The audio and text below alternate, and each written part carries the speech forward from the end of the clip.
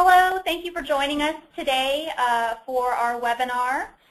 My name is Stephanie Toddy. I am a marketing manager here with ExamSoft Worldwide. I'd like to welcome everyone to our webinar on the fiscal and environmental impact of implementing a computer-based testing system, presented by Dr. Jane Pausauskas as well as Dr. Kelly Matson.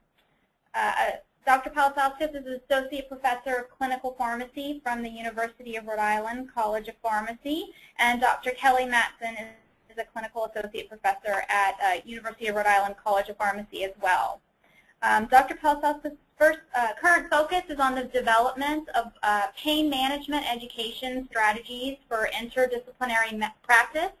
She maintains a clinical consultation service in pain management at Kent Hospital, where she also precepts pharmacy students on their general medicine APPE rotations. She teaches an elective course in palliative care, which is offered every spring semester. In addition, she is coordinator for the P3 Integrated Core Gastrointestinal and Endocrine Disorders. If you have specific questions during the webinar, we encourage everyone to type them through the chat feature of the webinar at any time. We will have a chance to answer all of them at the conclusion of the webinar. Also at the conclusion, we hope that you will join in the conversation on Twitter. If you are a member of Twitter and have a login, we would love for you to join us. Follow us at our handle @ExamSoft. As well as the official hashtag, which is hashtag EFChat for ExamSoft Chat.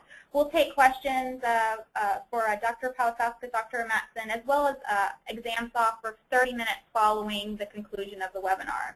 Also, as a heads up, all attendees will receive an email tomorrow with a link to the recorded webinar as well. So at this time, we're going to go ahead and get started. Dr. Pausauskas, Dr. Matson, you guys go right ahead, and we're looking forward to it. Great. Thank you, Stephanie. This is Jane Pausauskas, and I'll be starting out the presentation, and then partway through I'll switch it over to Dr. Matson here. Today we're going to talk about why we chose ExamSoft and try to give you a little bit of our before and after experience as far as how things occurred at our university and our college before we started implementing ExamSoft, and then how we implemented it, and then our experience with it from a variety of perspectives.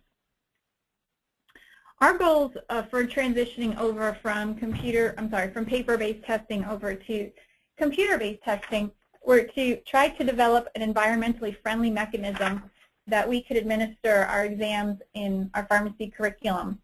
We also wanted to address the issue and potential for students to cheat while they're taking their exams. And so we wanted to include a strategy that would help to minimize the potential for our students to be cheating. We wanted a strategy that would help us improve remediation efforts, as well as help us with our assessment of competencies for our students and the curriculum within our pharmacy program. And of course, if we could contain costs while we're doing this, that was definitely one of our goals, and also to consider the resources that we were currently utilizing in order to administer examinations and various assessment tools. Some of the factors we considered when we thought about making it such a transition would be, what is the compatibility with the learning management system that our university utilizes? We obviously don't have much control over what this is, and we can't change it. And a few years back, we had converted over to using Sakai for our learning management system. So we had to make sure that whatever software we chose would be compatible with that.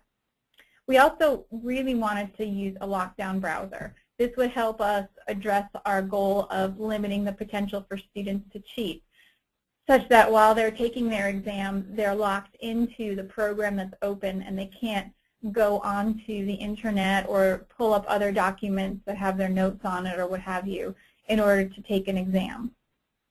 The internet connectivity requirement was important because on our campus we have some areas where it's a little bit unpredictable, let's say. We could have internet working fine, and then all of a sudden something's happening and we've got blips in the internet connection over the wireless. So for class sizes of ours that are now having about 130 students in it, we want to make sure that the internet is going to be, that's not going to factor in to their potential to take an exam and successfully complete an exam. We wanted to have flexibility for administering various types of exams. Our different faculty have preferences over how they test students. In our larger courses, we do tend to use a lot of multiple choice type questions, but in some of our smaller classes, we like to use a good amount of open-ended questions and different types. We wanted to have flexibility to be able to continue utilizing the different types of exam questions. We wanted to have some sort of capabilities to analyze our students as far as outcomes data and to be able to track that, not just on an exam-by-exam basis, but over the entire course of a semester, and then for students now over the course of their whole time with us in the college. Cost was certainly a concern. We didn't want to, implement something that was going to cost an extreme amount of money. The availability of technical support was important. We don't have an abundance of technical experts related to just IT problems within our college. We have some help, but we wanted to make sure that whatever solution we had purchased had plenty of technical support for us when we needed it. And then we considered whether a software or hardware would have any sort of ability for assisting with proctoring, and that was really more of a hardware issue. We decided to make a comparison. I always see things better in pictures and charts. So this is a table showing us how we had considered these various aspects of our goals.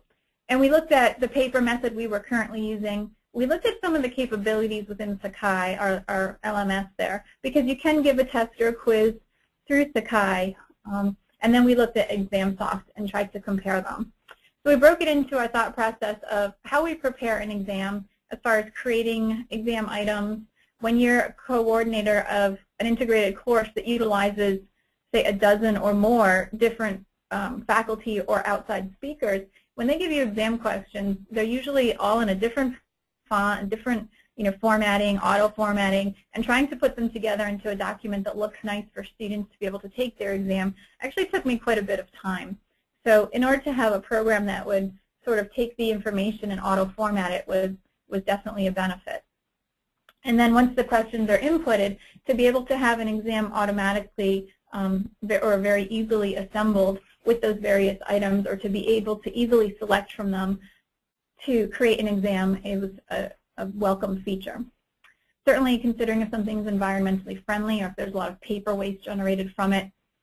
As far as the exam administration, does a solution require the use of the internet during the exam? And you can see the different responses there. Sakai would require them to actually be online while they're taking their tests, but paper-based and ExamSoft is not. Secure exam feature is obviously not even considered in paper-based testing, and Sakai doesn't have any sort of secure feature there. There are some things you can do within that program to try to limit the ability for students to cheat, but it's not a 100% secure solution. Randomizing questions is something that is another way to potentially decrease the potential for students to cheat. If you're doing that on paper, you obviously have to print off many different versions of your test. Sakai has some ability to randomize question sequences, but you can't really group them together the way that we sometimes like to do in a clinical program, where you may have a case scenario and then 3 or 4 questions that need to follow in a logical order. So you could group the case with those questions, but then randomize that within the entire exam. For exam assessment, we considered the methods that we like to give feedback to students. So if you have paper-based testing, it's pretty much office hours or something else in the classroom, but basically some kind of method where you'd have to manually give back results to students.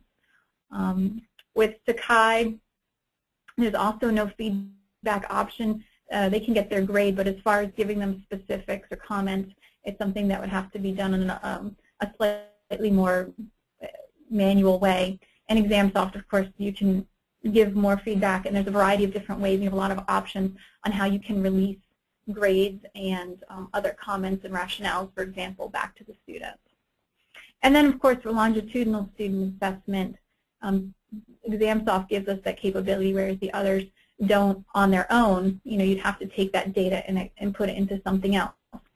So when we thought about looking at it as far as what are the favorable responses here. You could see those highlighted in green, and ExamSoft sort of hit all the marks for us compared to the other two methods that we had currently available to us. So we selected it because it doesn't require specific LMS. We're able to use it with Sakai. We can write various types of questions. We can randomize our exams with grouping if we choose. We know it has our lockdown browser. Doesn't require the internet to be connected during the exam, only prior to it to download it and afterwards to upload it.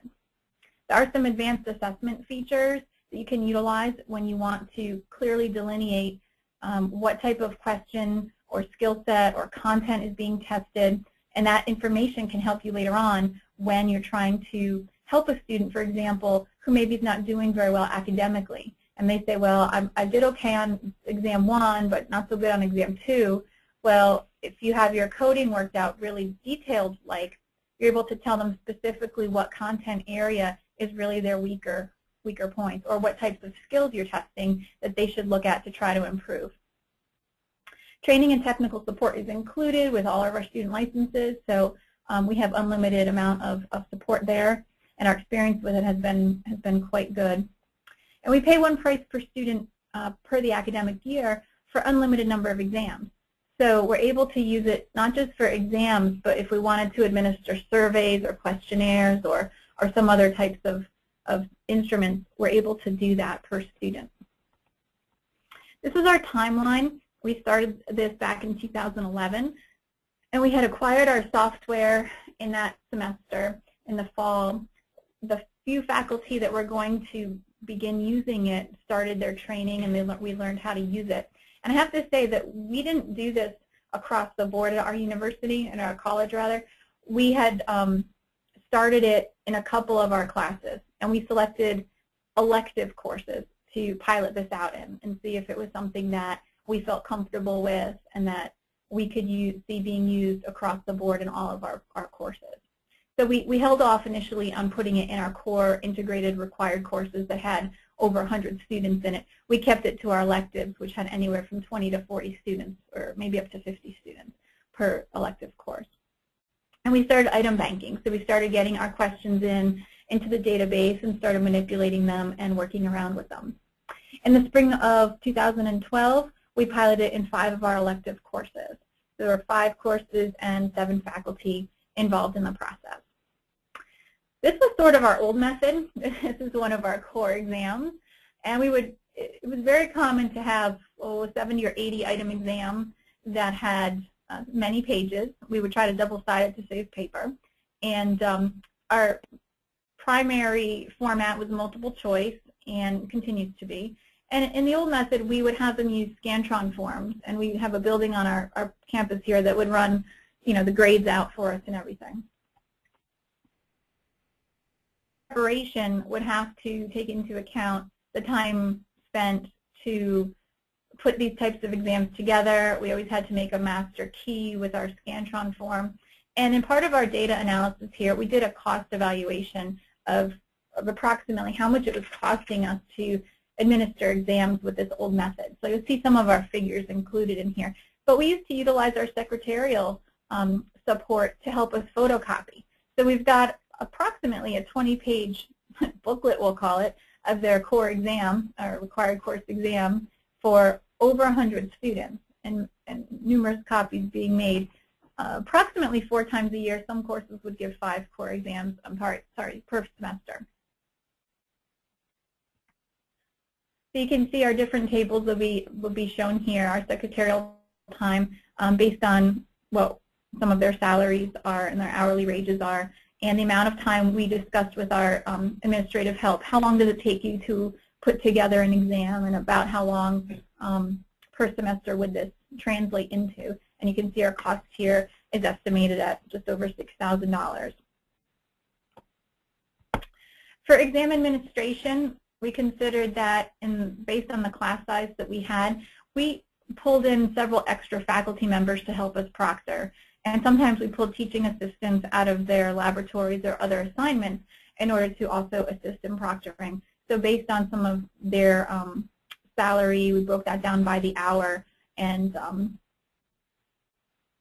Also, the use of the OMR, the Scantron, the machine that grades the Scantron forms, we also pay an expense to an outside department that runs all of those.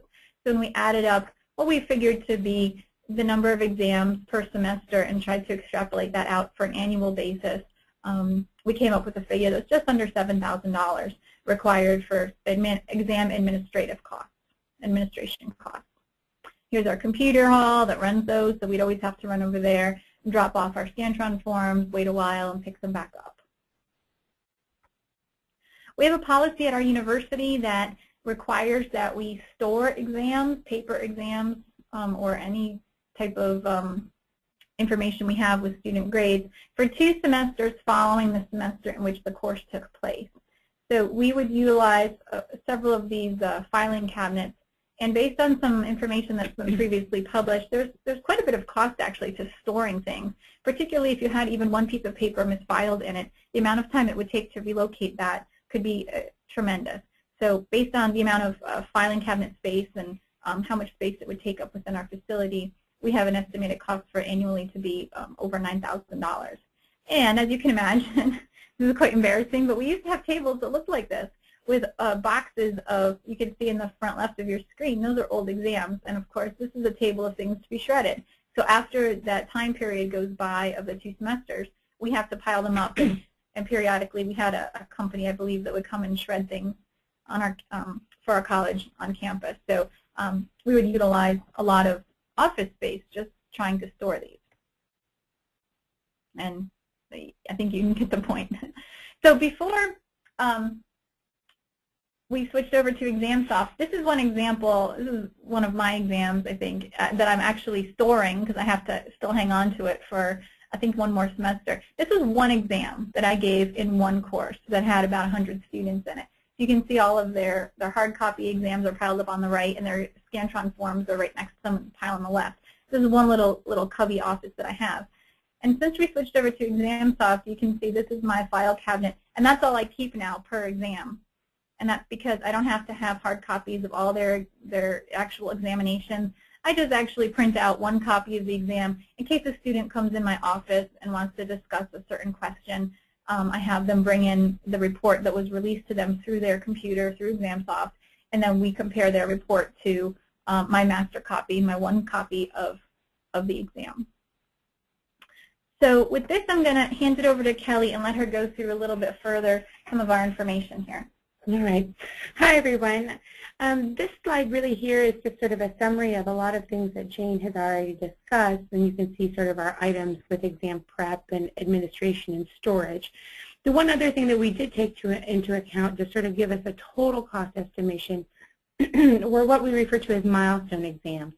So at the end of each year, we usually do, excuse me, an exam going through collecting different questions from other faculty, and that cost that you see that's just under $1,000 took into account the preparation of those exams, grading in the similar format as we already discussed with teaching assistants, other faculty to proctor. And that's how we ended up with a total estimated annual cost of how much it was really costing us to give paper-based exams. Is being $55 per student per year, and the number of students we had, this you can see is definitely under that. And that was really, again, as Jane went through and sort of talked about some of the things that we were looking for, we definitely wanted to possibly decrease costs, but at least contain costs, and we were able to do so by using ExamSoft. So the next thing Jane and I actually accomplished through piloting these, 2 of those courses that were the elective courses were Jane and I's elective in that spring, and we did a pre and post survey of the students just to sort of get some of their feedback and look at that to sort of see what their perspectives were of using the software. And we were able to present some of our preliminary outcomes at the annual AACP meeting over the summer of 2012. I won't go through all of these, but you can just sort of see what we did was there was 32 students enrolled in our classes in the pre-survey, or excuse me, in the post-survey. We had a few more in the pre-survey. A couple people dropped and changed classes. But the idea here was it was a small number, but we just wanted to see sort of what their opinions were, specifically revolving around the technology, cheating and plagiarism, and things of that nature. So kind of going through, you can sort of see that there is, that they feel that there is some support of the uses of this technology, and they were fairly consistent with that.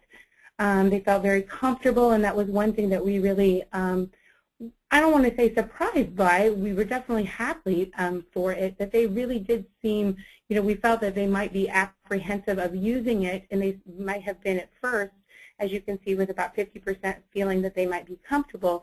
But after using the software, about 75% did show that they felt comfortable in using it.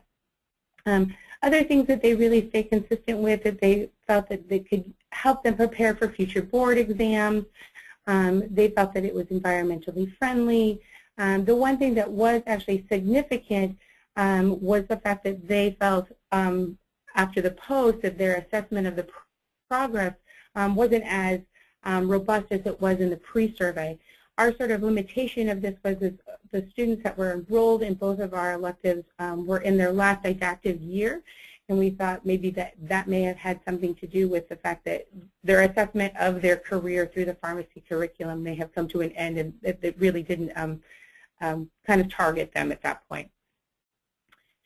Some of the supplementary survey questions that we also asked them, just sort of to get better feedback in a post-survey, is just the idea of, again, going back through and seeing their performance, getting feedback from the exam, using the software was better than what they had previously. We did ask them if they preferred taking these exams on the computer instead of paper, and you can see what we sort of did within the green is strongly agreed, neutral students who had just sort of, that they could go really either way, but we really didn't find that there was a big group of students who really strongly agreed. The other thing that I would just wanted to highlight is previously, and we didn't talk about this, is Jane and I think that was spring of 2011, looked at just preliminaries, looking at how many people said that they had witnessed cheating within the pharmacy curriculum at the time, and they were over 80%. And again, it was a small group of students that we surveyed at that point. But what we could really see with the using ExamSoft is the witness of cheating, or at least neutral, was definitely much lower, less than 20%. So after we've looked at these preliminary outcomes, we moved on to fall, and we were able to implement this within several required courses. Jane, GI, Endo, integrated core that they spoke about in the beginning was one of those. We also implemented it into our infectious disease pulmonary course as well, and then we also have what we refer to as self-care required course and introductory to pharmacy. And now that we've moved into spring of 2013, we also have other core courses or integrated core courses that are using it as well. So this is just a picture of actually what it looks like in our new facility and having students take the exam on the computer. I'm just going to touch upon some of the environmental impact that we looked at. So all of those estimations that we showed you before and looking at the cost were based on about approximately 70 exams and quizzes, and that was of our kids who are taking it. At least initially our classes were about 100 students, and they've gone up since then, but we looked at 300 users. And so going back and just sort of looking at PAS data, specifically trying to get the environmental impact,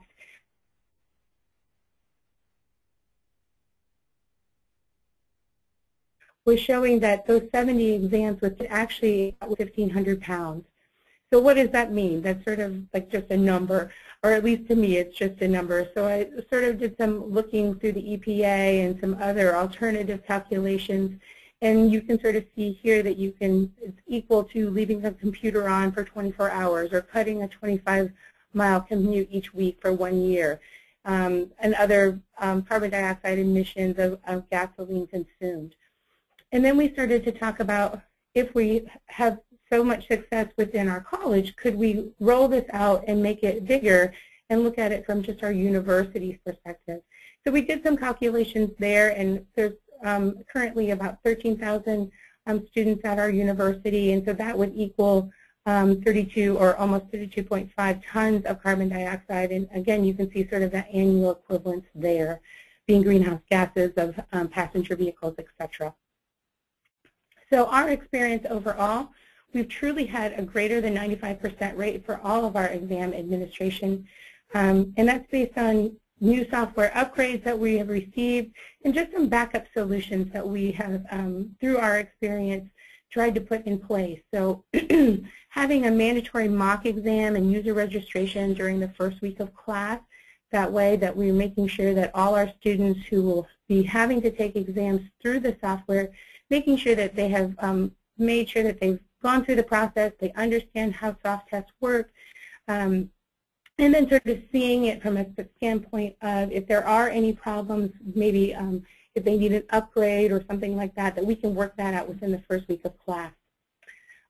We also always typically will make and export a paper copy. That way if there's any trouble maybe reading an attachment or seeing an exam question, or possibly even we've had 1 or 2 students who have had some issues during the exam, and we've been able to recover that through ExamSoft, but that way they could continue the test at the time during the test on a paper option.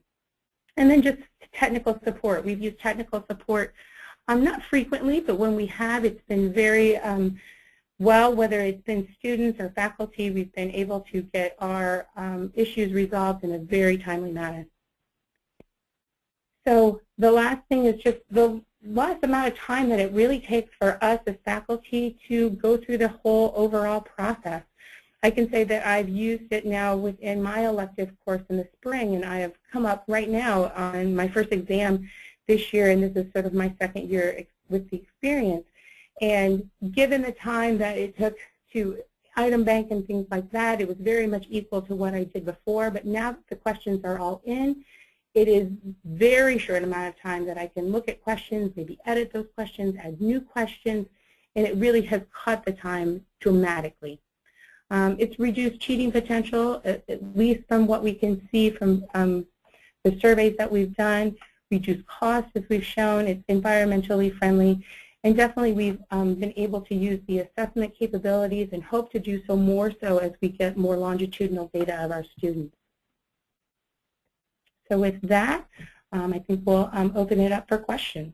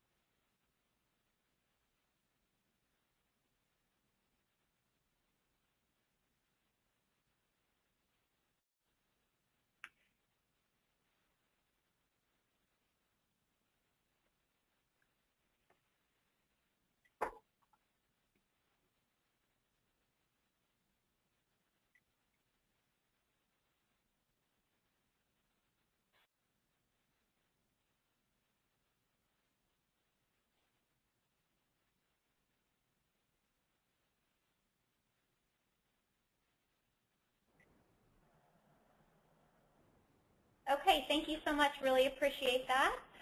Looks like we have one comment about maybe the text on the slides, but not any specific questions to the presentation itself. I'm going to go ahead and give one last call for questions. Anything that either Dr. Pausauskas or Dr. Matson can answer for anybody while we have them on the line.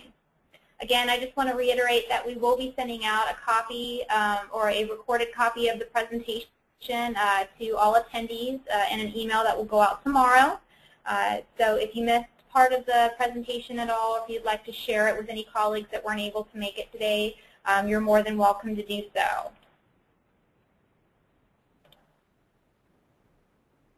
Okay, doesn't look like we're getting any more questions. So thank you, Dr. Matson and Dr. Palasauskas. We really appreciate it. We're going to go ahead and conclude the presentation at this time. Again, if you're able to or willing and would like to join us online on Twitter to chat more about the content, either the cost analysis of implementing a computer-based testing solution or about the environmental effects of implementing a computer-based testing solution, or if just about ExamSoft in general, we'll be more than happy to help you. Make sure you follow us at the Twitter handle @ExamSoft, and the hashtag for the conversation will be #ESChat. That's ESCHAT. Thanks so much, everybody. Have a great day.